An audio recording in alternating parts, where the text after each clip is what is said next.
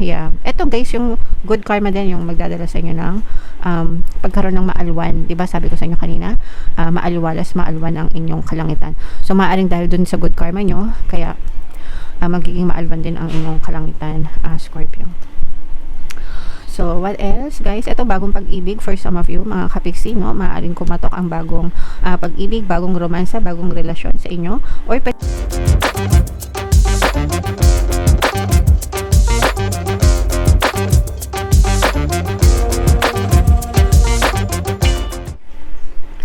hello guys, hello Scorpio, welcome back to Pinay Pixie Tarot. Ang pamagat ng episode natin for tonight is second quarter kapalaran guys, para ngayong April, May, June para sa Scorpio, Sun, Moon, Rising Sign and Venus. Unahin natin tong deck na to guys. Ito yung mga angel messages para sa inyo, mga kapiksi. So una guys, no, ito yung reminder, respeto sa sarili guys, self-love, self-respect, dapat given ito guys, dapat hindi nyo tinitake for granted yung sarili nyo. Kayo mismo yung unang nagre-respeto sa sarili nyo guys, and wag nyong hayaan na apakan kayo or maliitin kayo ng ibang tao para hindi kayo maabuso, mga kapiksi. Okay? Alright. So yan yung first message para sa inyo. Another message naman, ito yung reminder guys, no, pag sinabing gardener, ikaw yung hardinero, ikaw yung gardener sa buhay mo, kapiksi. Ikaw yung responsible, no, sa mga tinatanim mo sa buhay. Ikaw din yung nag-aalaga ng mga pananim mo. Kung ano yung tinanim mo sa buhay mo guys, yun din yung aanihin mo. So kung nagtanim ka ng mga positibong bagay, positibong din yung magiging resulta mo sa buhay. Pero kung negative naman yung iyong pananim and hindi mo inalagaan, syempre negative din yung may experience mo sa buhay mo. Okay? So bilang hardinero guys, make sure na palagi kayong aware sa mga tinatanim nyo sa buhay nyo, sa isip nyo, and alagaan nyo, no? Dapat alagaan. Importante yung pag-aalaga, mga kapiksi.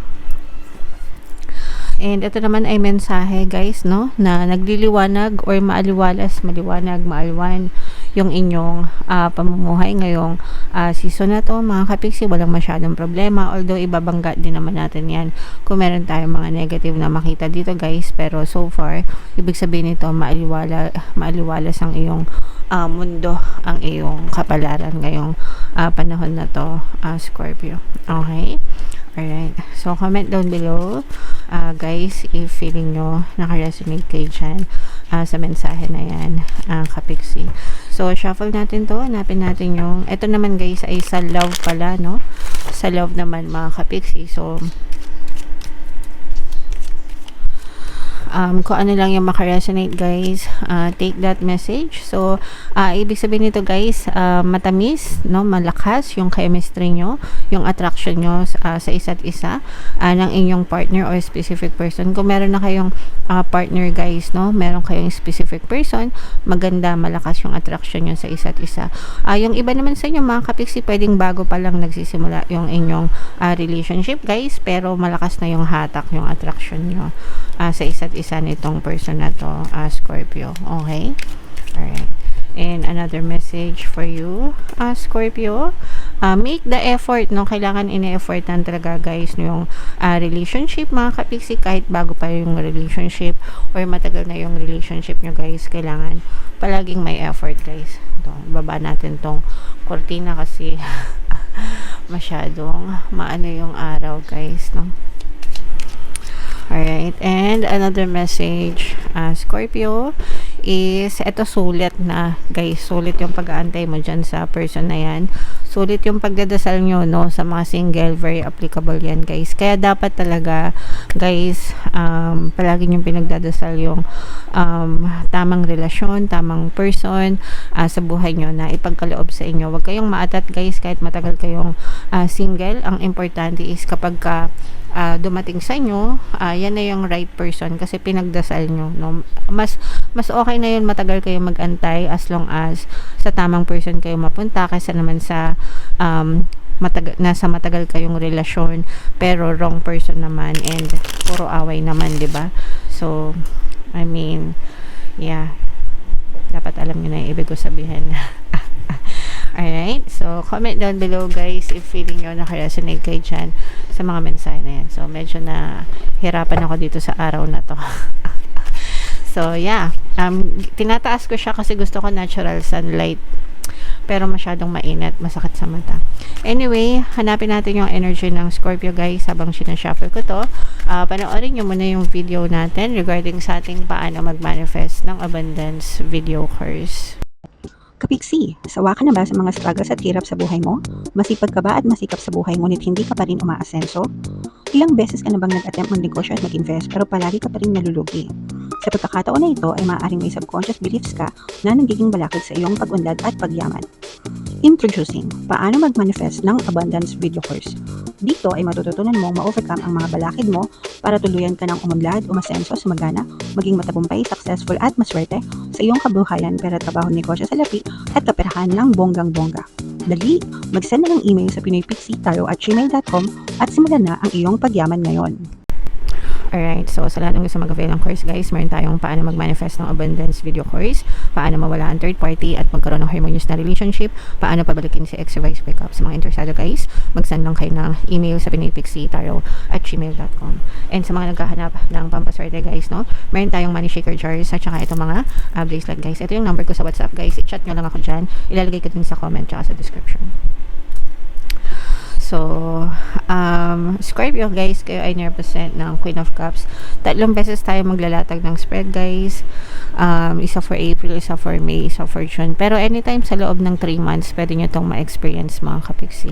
So, una, for some of you guys na maaaring maka-experience kayo ng mga pagsubok challenge guys, no?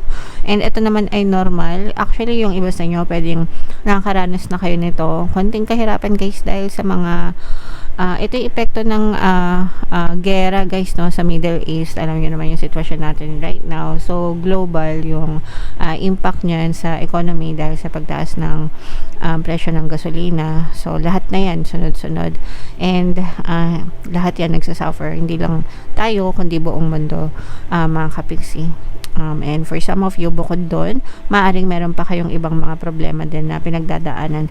Ang maganda naman dito guys is may mga tulong na dadating sa inyo. Ito yung mga helping hands mga kapiksi, no? So hindi kayo, kumbaga, hindi kayo magsusuffer ng sobrang sobra kasi si universe yung tutulong sa inyo or magpapadala ng tulong sa inyo.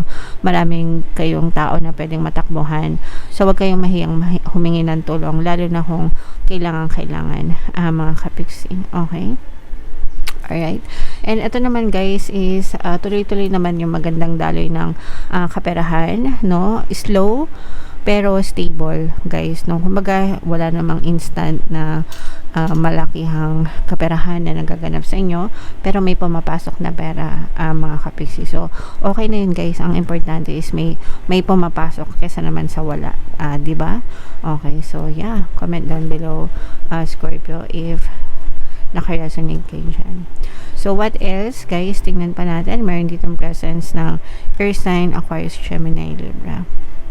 So ito guys, I'm sensing na parang binibigyan kayo ng chance ni universe to reconnect with other people, no? Chance na magkaroon ng bonding, chance na ma-rekindle yung mga relationship nyo sa ibang tao guys. Parang yung mga dati nyo nakakausap na hindi nyo na nakakausap ngayon, parang bibigyan kayo ng chance ni universe na mag-reconnect, especially sa kapamilya, kamag-anak or sa mga long lost friends mga kapiksi. Okay, so and malay nyo guys, no, kapag nakausap nyo ulit sila, malay nyo may matutunan kayo sa kanila in terms of pagkakakitaan. Baka meron pala silang mga negosyo or meron pala silang source of income na nalalaman, no? And maaaring matulungan nila kayo dyan sa larangan na yan mga kapiksi. Okay, alright, and may mga good karma din mga kapiksi. Itong good karma nyo guys, ito rin yung magsasalba sa inyo sa panahon ng kahirapan, no? Yeah. Ito guys, yung good karma din, yung magdadala sa inyo ng pagkaroon ng maalwan. 'Di ba sabi ko sa inyo kanina, maalwalas, maalwan ang inyong kalangitan. So, maaring dahil dun sa good karma nyo, kaya magiging maalwan din ang inyong kalangitan, Scorpio. So, what else, guys? Ito, bagong pag-ibig for some of you, mga kapiksi, no? Maaaring kumatok ang bagong pag-ibig, bagong romansa, bagong relasyon sa inyo. Or pwede rin na marikindle, guys, kung matagal na kayo ng iyong partner or specific person sa relationship, mga kapiksi, maaaring marikindle yung inyong relationship, guys. Okay? And ito, guys, these are more and more opportunities. Actually, yung iba sa inyo, parang meron kayong pinaghahandaan, mga kapiksi. Pinag-iipunan, pinaghahandaan. Baka yung iba sa inyo pwedeng nag-iipon kayo pang kapital, pang negosyo, guys, no? Parang yung yun na lang yung kulang sa inaantay nyo. Yung kapital, yung puhunan para makapagnegosyo kayo. Pero as far as plano is concerned, yung iba sa inyo ready na yung mga plano nyo, no? Parang kapital na lang talaga yung kulang, guys. And kapag nagkaroon kayo ng enough na capital, matutuloy na itong mga pagpaplano nyong negosyo, guys, or kung ano man yung binabalak nyong source of income, mga kapiksi. Okay? So, ibahin man yun yan, mga bagong opportunities sa pagkakakitaan, itong new love connection, mga good karma, guys, and kung ano pa yung mga nasabi ko kanina. Imahin man yun na lahat sa comment section, Scorpio, and comment down below if nakaresonate kayo sa mga mensahe, Scorpio. Okay? Alright. So, comment down below, guys, if nakaresonate kayo. For more tarot readings, guys, ito yung playlist nyo. Ito naman yung ating success stories ng paano mag-manifest ng abundance video course.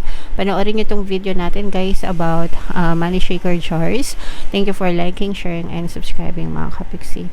See you next time. I love you all. Have a nice day. Bye-bye.